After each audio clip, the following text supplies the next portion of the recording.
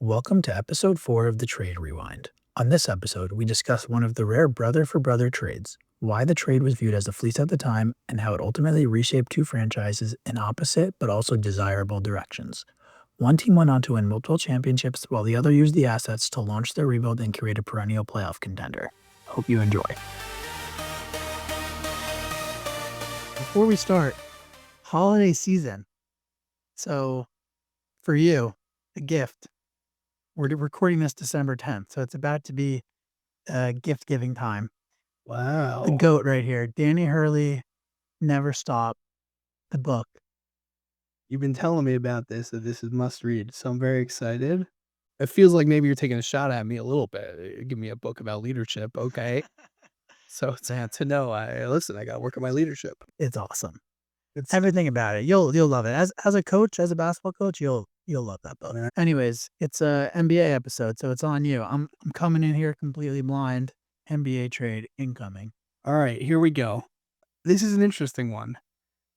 Originally when I was thinking about this trade, I was like, this will be one of those like rip-off trades. Like the last NBA one was kind of an obvious win for one side. But then looking into it more, I was like, maybe not. Hearing a little bit more about it and seeing how it turned out could have been a win-win. We'll see. Right. All right. The year is 2007. Okay. 2007, 2008. The Los Angeles Lakers. They had just traded Shaq in 2004 Right. after, Kobe and Shaq won 3 rings together. Yeah. Interesting decision. And then right after trading Shaq, they struggled the next couple of years to the point, right? They collapsed to the point where Kobe publicly asked for a trade and was pushing the franchise publicly. Jerry Buss, who was the owner at the time, and GM Mitch Kupchak were under serious pressure from Kobe to either get him some help or make a move, and he'll leave. He was at the point where he might leave. So when he was requesting for himself to be traded? Yes. Okay. It came to a head in 2007 where he requested a trade. Got it. So the couple of years before that he didn't, but they just weren't good. So then the season starts 2007, 2008, and Andrew Bynum, who makes a big time leap and looks like he might be, a star, starts to look like he could be a star. And they start the season pretty well. And then Andrew Bynum suffers a major injury in January. Is this the bowling injury? I don't know. I think I don't know the bowling injuries. Didn't Andrew Bynum drop a bowling ball on his foot or something? So this was a knee injury. I think this was a playing injury. I hope. So it's their middle 2007, 2008 season. It's January and they've been playing well. And now Bynum's out and they're risking, the season kind of falling apart and them losing. Who knows? Maybe Kobe will leave. So it's an important time. They need to make a swing, make a trade, and keep Kobe happy. Now we go to the Memphis Grizzlies. I was gonna say I'm pretty sure I know who this is. Yeah, this is this is one of the big time trades. So the Grizzlies, if you don't know already, it's Pau Gasol. So, Pau Gasol had been at Memphis from 2001 to 2006.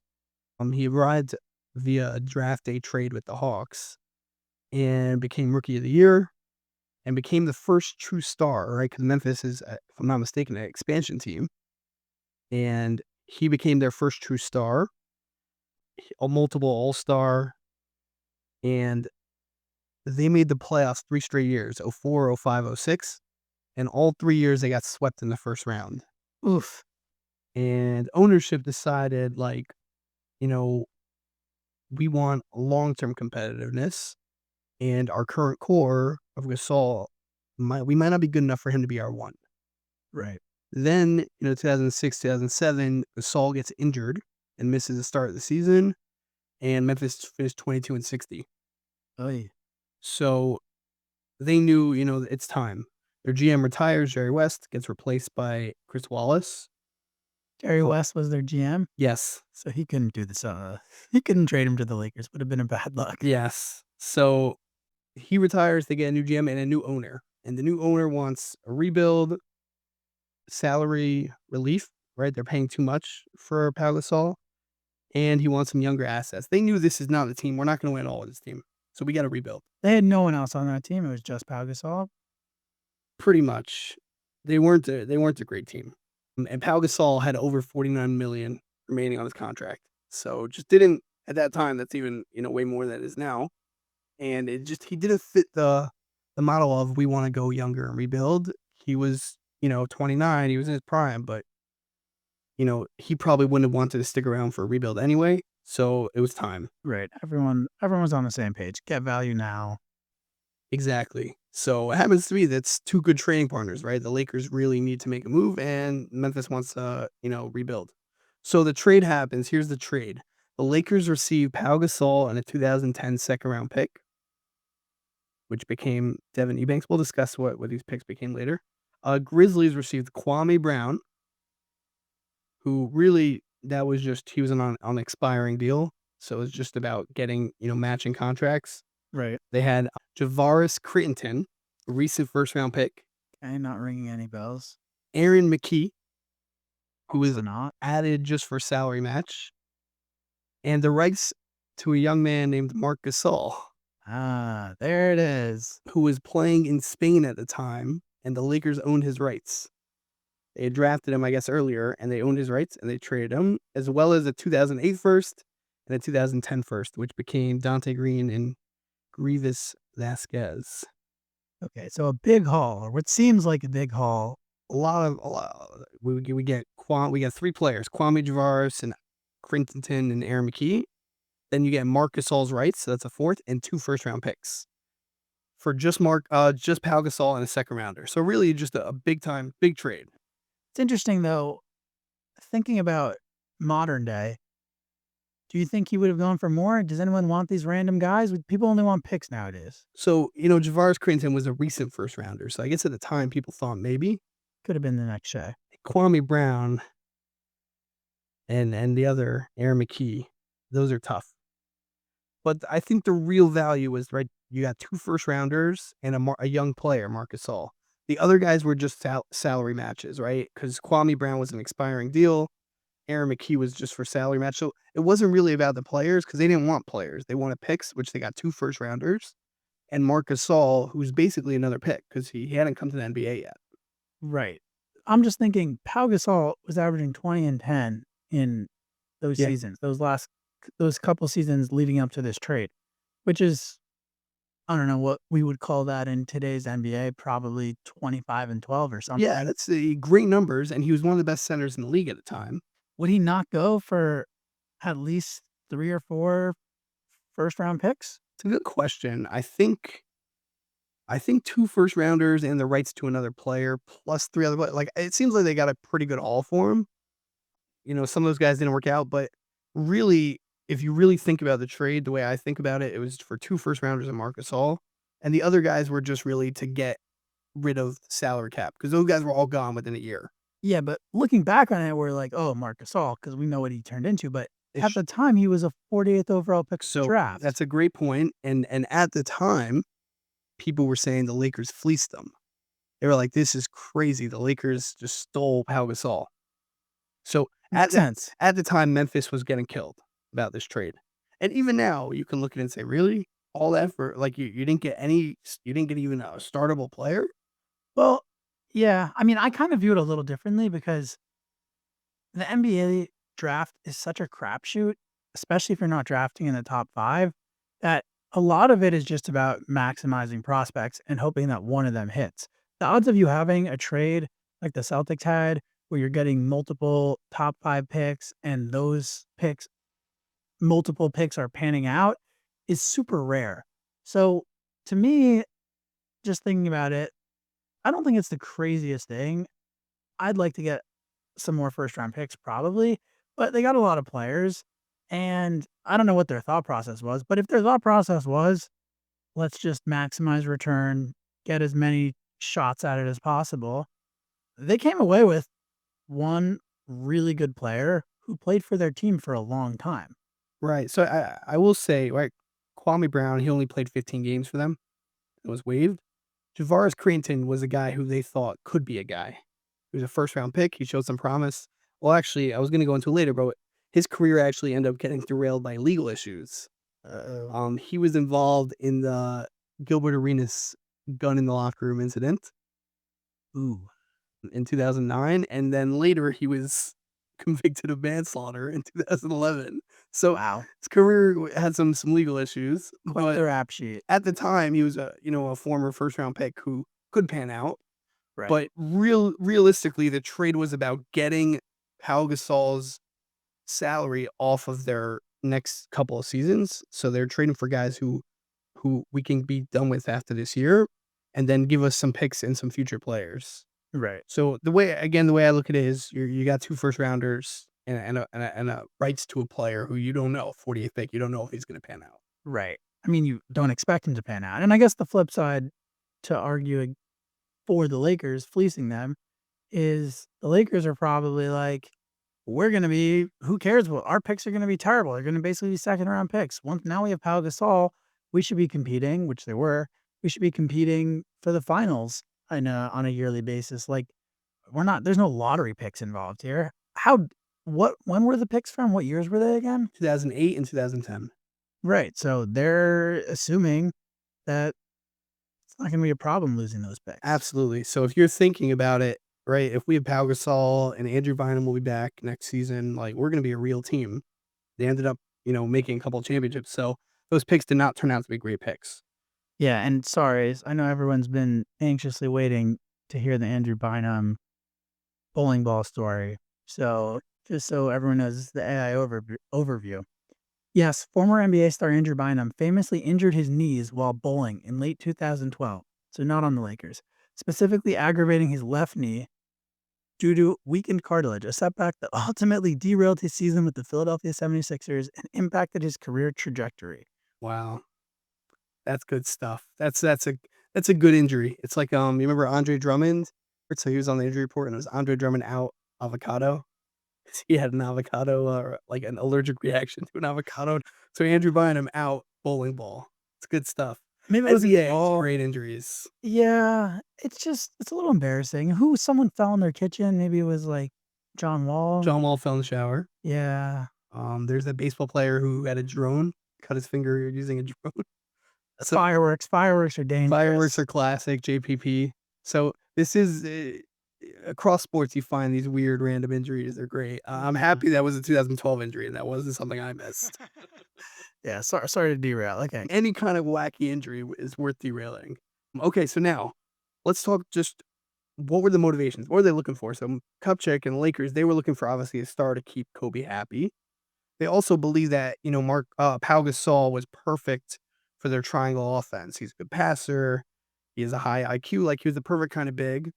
And then, Grizzlies, it was all about just getting a rebuild, clearing up salary space and starting over. So with Pau Gasol, they would have been stuck with that same team for a while.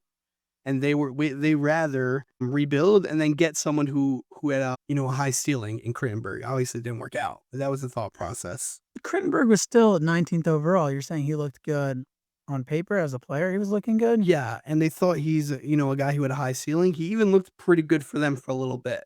And Phil Jackson is still coaching the Lakers? Correct. Okay, so that's why. They're still running the triangle. Yes. They need the big.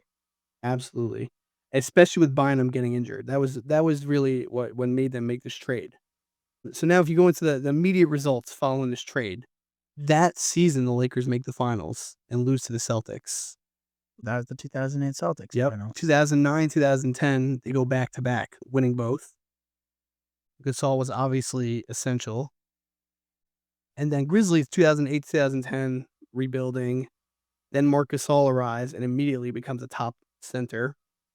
And 2011 on, all of this roster movement created space and the beginning of their whole grit and grind. You remember the Memphis Grizzlies grit and grind era with Marc Gasol, Zach Randolph, Mike Conley, Tony Allen, this great defensive, physical team. This trade opened up the salary cap space and started that rebuild for that team. Got it. So when did all those guys come in? None of them were directly tied to the Lakers picks? Just Marc Gasol. He was the only one. The other ones was just they lost the next 2 years. They stunk, and then they got some picks, and they had the salary cap space and availability to make moves. And the Lakers picks didn't turn into So anything. the Lakers' 2 picks that they got turned into Dante Green, who was traded on draft night, Okay. and then Grievous Vasquez, who both of them did not do much for the Grizzlies. So really, it's interesting because when you look back at it, the only one who really did anything was Pau Gasol in that trade. Dante Green, he got traded to the Rockets, never became a big time player. Grievous Vasquez became a journeyman guard. So he had 1 season averaging 9 assists for the Pelicans, and then injuries ruined his career, but nothing really for Memphis. So What did they Memphis get? really got Marc Gasol, who may have ended up becoming maybe the best Memphis player ever at the time. I can't think of anyone off the top of my head who's been better than him. 3-time All-Star, 2013 Defensive Player of the Year. He ended up becoming obviously champion with the Raptors. Right, and they also had some playoff runs. And he was on the team for a long time.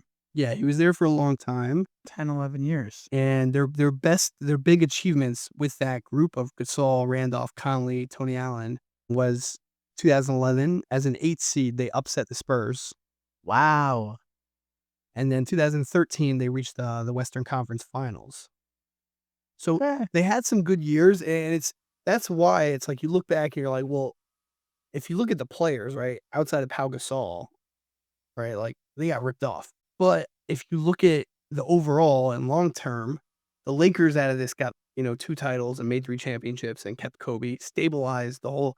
That was a real dangerous time for the Lakers. Like Kobe might have not ended a career as a Laker if not for this trade.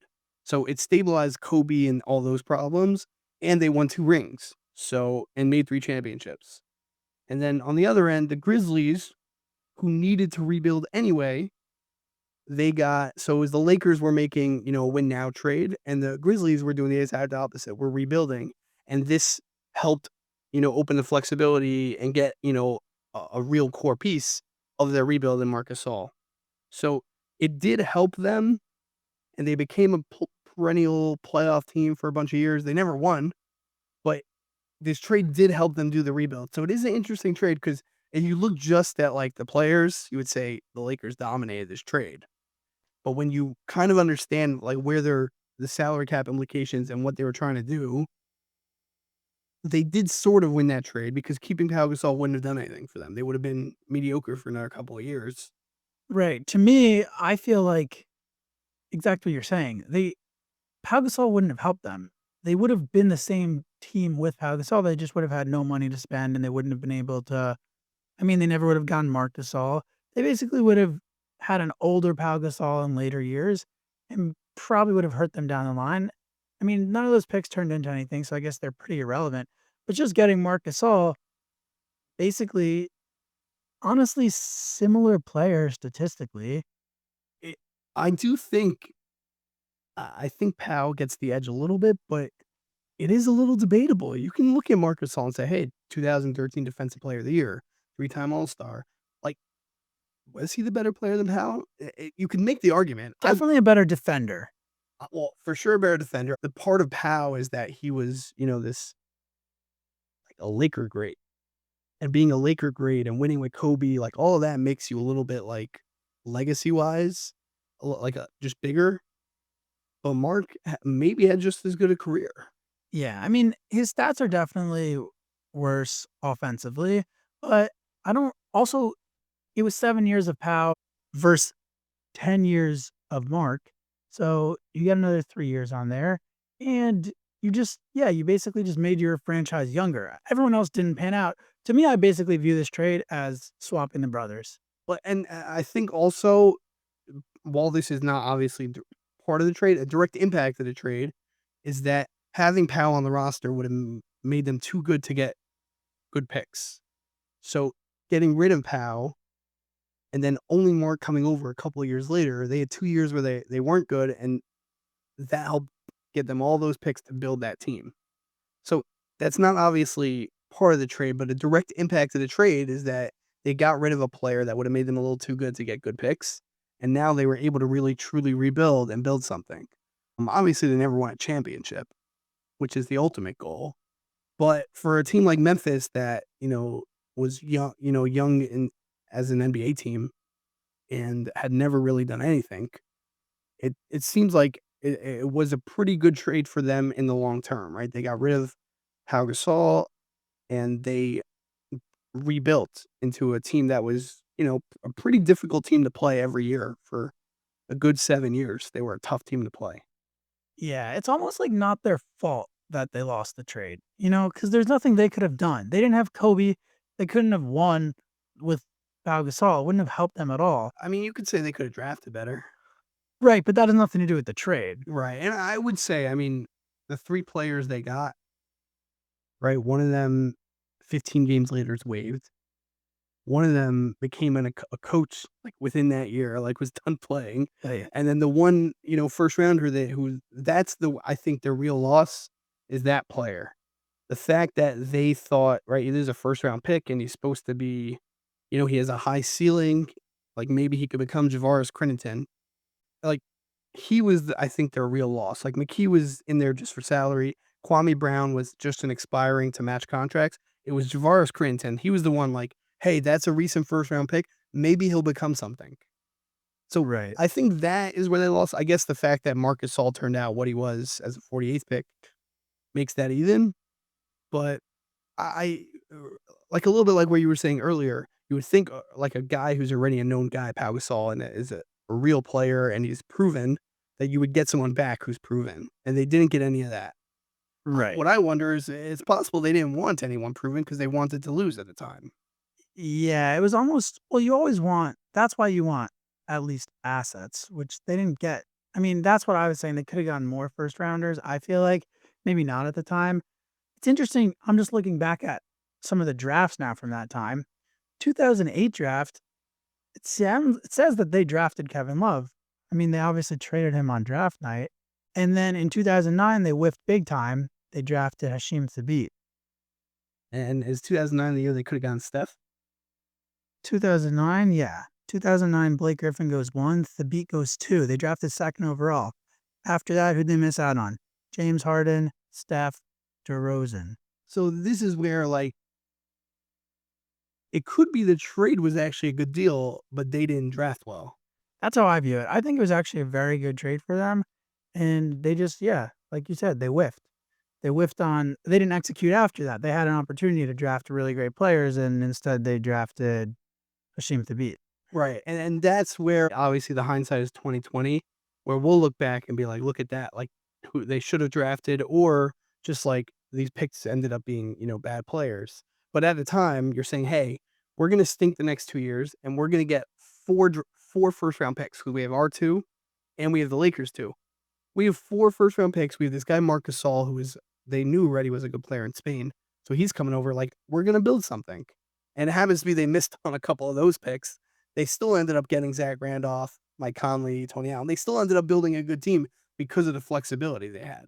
Yeah, although it does almost seem like dumb luck to me. I feel like, they traded for all these guys that were bad assets. This kind of feels like when you're trying to trade for someone in like fantasy football and the other owner just keeps piling on crap. It's kind of the trade it feels like. I love doing that. I throw in some bench players like, "Oh, is this going to change anything?" Nope. Right. Yeah. Like, or like you're playing 2K and you're like, I remember when 2K went from you could have 4 people in a trade to like 6 or 8.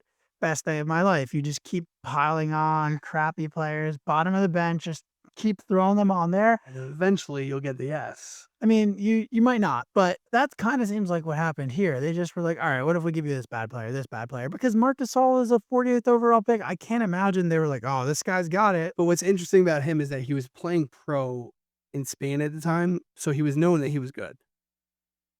So, right, at least because he didn't even come over for 2 more years. During those 2 years, he was playing good ball in Spain, so he was known as a real prospect. Whether or not they knew he'd be what he is, obviously not. But, Hal's brother playing well in Spain, you could make the argument maybe they knew some of that. But in general, this is what happens with these trades. I think overall they made a pretty good trade, but they didn't draft great. And that's where a trade can be won and lost, is how you do with your assets you get. And do we dock them at all for helping the Lakers win championships? Because no one wants to see that. That's a good point. But that's why it's one of those few that you can be like, well, this is sort of a win-win, right? The Lakers needed to win now. Memphis needed to punt now and build a future. And they both kind of got what they wanted. Yeah, so my only question, which I feel like stands because at the time it sounds like everyone thought that Memphis got fleeced, which leads me to believe that the biggest knock on the trade is that they could have gotten more. Yeah, absolutely. And I agree with you. I think the biggest knock I would give is, and I don't even think about draft picks. I think about their current players. Why couldn't they get someone who's a little more proven than, a first round pick who hasn't done much, and a Kwame Brown, and another guy who's just a throw in? Why couldn't they get a real player? I I think mean, I assume the Lakers weren't looking to give up any real players. right. So that's where you could say maybe another first rounder or something. But it's interesting because you make these gambles, and this is a trade where the Lakers' mindset is, hey, we make this trade, we're going to be a great team, so these draft picks will not be that valuable. But sometimes those gambles don't pay off, right? We talked about the Celtics, Nets; those picks became top 5 picks, and we're seeing now with the Clippers with their shade trade, their pick that's going to go to the Thunder might be a top 5 pick. And they're playing a little bit better now. But the point is that you never know. And if things go a little bit differently, let's say Powell goes there and then Kobe still wants to leave. Next thing you know, Kobe's out and these picks are really good. So I think that could have been part of the mindset where the Lakers were gambling, hey, we're going to be good with this. And Memphis was thinking, who knows? Maybe they won't be that great. Right. It's easy to look back, but the one thing I will point to always is good organizations usually know what they're doing. And the Lakers clearly are one of the best organizations. Maybe nowadays people don't think so as much, but at the time had, they're just coming off era after era of superstar players and winning finals. And I assume at the time they had the most finals in league history. Yeah, Maybe they're it whatever. was always back and forth between them and the Celtics. So that's the only thing. And, you're still, but I hear it. I hear what you're saying I at the mean, time. you could say that, but the Lakers are also the team that traded Shaq. So, and That's true. they Which was did a end poor up, decision. maybe it was. They And came out on top though. they did come out on top, and that was Kobe. Kobe always said, he's like, I need to end up with one more than Shaq. Which That's he what it did. you know the story? Shaq's version of the story? What's Shaq's version? So Kobe's at the press conference and Shaq's watching it on TV, and someone should fact check me on this, but I'm pretty sure I'm right. And Kobe said they ask him the famous question, and he says, "One more than Chuck." And then Shaq said he just starts throwing crap all over his house. He's smashing things, That's great. pickless the home. Wow. I mean, that's great. It's interesting when I was looking to do, what trade I should do. One of the ones that popped in my head is the Kobe trade. Yeah. But looking back, it's a little bit different. Kobe getting traded because he kind of forced himself to get traded. I have to look again who was that drafted him. Was Charlotte? Yeah. But he basically forced his way to LA. He's like, "You draft forward, trade me." He wanted to go to LA. He actually didn't do a bunch of workouts because he wanted LA to take him. So that trade, I don't even blame Charlotte so much. I mean, I guess if you think a guy's gonna be that great, you take him and force him to come anyway. But the point was that trade that happened didn't feel like this major trade because Kobe forced his way there. His agent and it was the process was pre-draft, we wanna go to LA, like, sure, draft us, but trade in LA, like, that's where he wants to go. It's so crazy that people are doing that. I mean, not so much anymore. It's been a while. I mean, also to do that at 17, his parents signed his first contract, Kobe. That's hilarious. He was young, he was too young to sign his own contract, he's one of the youngest players in the league. Wow. Yeah. All right. I think it's time to jump into the grade part. Yeah, every episode we kind of have to discuss again what it really means, the grading, because we screwed it up so bad in the beginning. Like, I still is a good trade a 1 or is a good trade a 5? So we decided last time, and I'll give everyone the rundown of the last ones. We're grading it on 10 being the worst possible trade overall. For one team. for one team Yeah. slash the best for another, and one being just like the most even trade. The most even win-win trade is 1. And what's Correct. a 5? What's the middle of that? Like, is a 5 that it was like it just was bad, but it wasn't terrible? Yes. Okay. Correct. That's the scale, 1 to 10. 1 being just super even. Both teams came like if it was a 1 flat, that would mean that both teams came across, you basically traded the same exact player. Both teams got exactly what they wanted, and they both had success. Yeah, for context, Brett Favre, I had as a 10, you had as an 8.6. The Nets Celtics trade, I had as a 9.5, you had as a 9.1. So 2 massive fleeces. And then the Jared Allen trade from the Chiefs to the Vikings, I had at a 2.3 and you had a 3.5. So we're Okay. saying very even. Okay, Pau Gasol, what you got? I think you should go first as the one who listened to it. Also, I wanna hear, like, you knew about this Pau Gasol trade. Was there anything, like, that came up, you're like, "I didn't know that," or you're surprised by the players? Like, what was your first reaction just going over this trade? Yeah, so I didn't know anything about the trade itself. All I knew, Pau Gasol to the Lakers. I didn't even know that Marc Gasol was on the other side of the trade, which in hindsight is a little embarrassing for me. But it is funny that they traded brothers.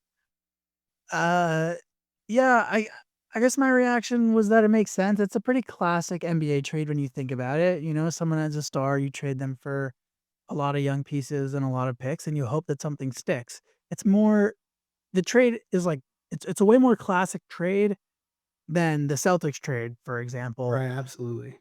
where it's just total demolition and And it's so interesting how these kind of trades where if you look at it just face value, sure, at the time, even though people were saying the Lakers leased them, but you look face value, okay, 2 picks, a couple of players, like, it's a pretty good trade, but it's all about what you do with it.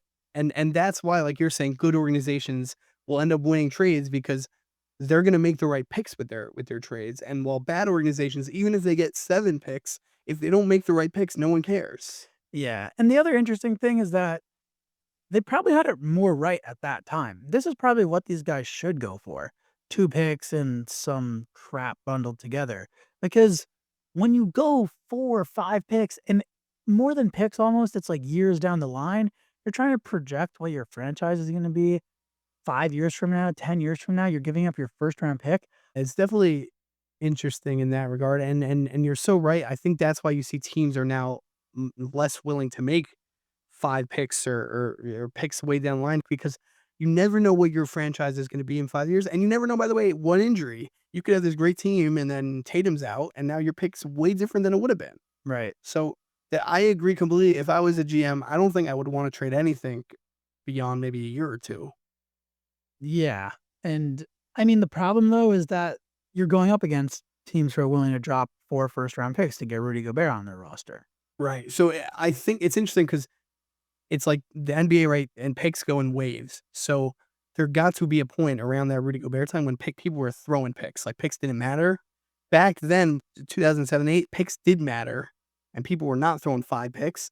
And it went all the way up to where you're throwing, right, 2012, 14, 15, 17, 18. Teams will throw 4 or 5 picks. And now it's going back down where teams don't want to do that anymore. You're not going to see now, right? KD, they're trying to move them, and people are trying to get moved. You're not getting 5 picks anymore. It just teams have realized how much of a risk that is, and they're stopping to do it. I think Gobert was the and maybe Paul George, they were like the final of that era of like we're gonna throw 6 picks at you and just like take a great player. I don't think teams will do that anymore. Yeah, I mean, we'll see. On one hand, you don't want to be that idiot that we're sitting and talking about, like, oh, or how stupid are you? You decided you should give up 5 first round picks, 4 first round picks. But on the other hand, I don't know. Like, if Giannis gets traded, someone's not just going to shell out however many first So round that picks. is a very interesting thing. We're gonna see right now what the market is with Giannis, right? Because Giannis is gonna get traded. I assume people say he wants to go to the Knicks. The Knicks don't have any picks. They gave them all up for Bridges. So we're gonna see kind of what the market is for a prime Hall of Fame like guy, even though he's not prime. He might be a little past it, but he's close enough to his prime where what does he go for? It's a very interesting thing, and that will kind of reset the market again on how many picks people give. Was there anyone who traded like 4 or 5 first round picks and looked good afterwards? I can't think of any. I don't think it works out. trade just picks and then you get a player and you win. I haven't seen that really work out, right? The Nets traded a bunch of picks, didn't work out. Maybe you could say, the Raptors trading for Kawhi, they won a championship, but I don't know how many picks they gave up in that. Couldn't have been that many picks for. I haven't seen the whole pick thing work out yet. Yeah, so that's interesting. That's some good homework for us. All right, let me get back to Let's get to my a grade. I'm giving this trade a 5.1 because I think it was better for the Lakers. And not necessarily, I mean, it was partially because of what Memphis did afterwards, but the Lakers, it's not the bones of the trade. If you just look, which I'm basically viewing the trade as Pau Gasol for Marc Gasol straight up, you're like, wow, that's a super fair trade. It's the performance afterwards. The Lakers used Pau Gasol to go and to win 2 championships? And make 3 straight. Made 3 straight, won 2 immediately. And the Grizzlies used it to be a mediocre team for a while and then sneak into a conference championship. So they just didn't really do anything with it. If they would have, drafted better, drafted Curry and kept Kevin Love or whatever, and they were rolling out Kevin Love, Marc Gasol, Curry, and Conley. All right, we'd be having a very different conversation here. So I'm putting it at a 5-1. Not the fleece that it could have been, but a dub for the Lakers. I really like where your head's at here. I had this as a 5-5, so we're right in the same area. I think that, right, what both parties were trying to do, they got, as in the Lakers were trying to win now, they got that, and Memphis was trying to rebuild, and they got that. But to the point of what you're talking about, they didn't draft great Memphis. The players they got didn't really pan out outside of Marc Gasol. So they did get an all-time, Memphis player, but the Lakers got 3 championships immediately. Yeah. So when you think about that, obviously they both got what they wanted, but still we're talking about when it comes down to it winning, that's the biggest thing. In Memphis, the most they ever got was a conference finals. And the only guy even in their future that they got from these original picks was really just Marc Gasol. They didn't draft Conley with those picks. And those Laker picks became later picks. So I will say it's not this awful trade and fireable, but it's still a Lakers win and a 5.5.